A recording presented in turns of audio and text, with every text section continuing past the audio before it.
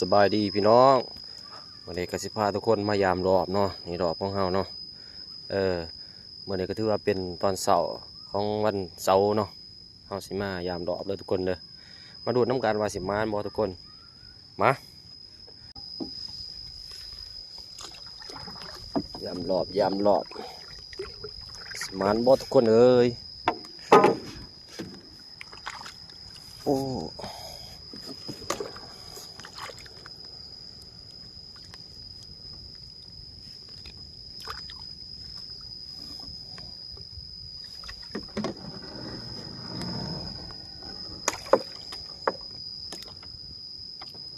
โอ้ยปีน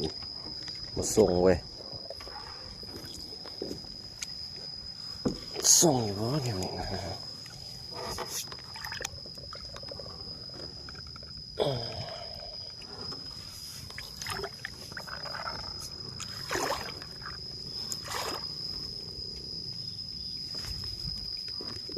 ยามรอทุกคนเอ้ยลุ้นมีบ่อู้หู2 แต้มพี่น้อง2 แต้มปะโนหนึ่งปะพีอันหนึ่งเนาะพี่น้องเนาะหมานอยู่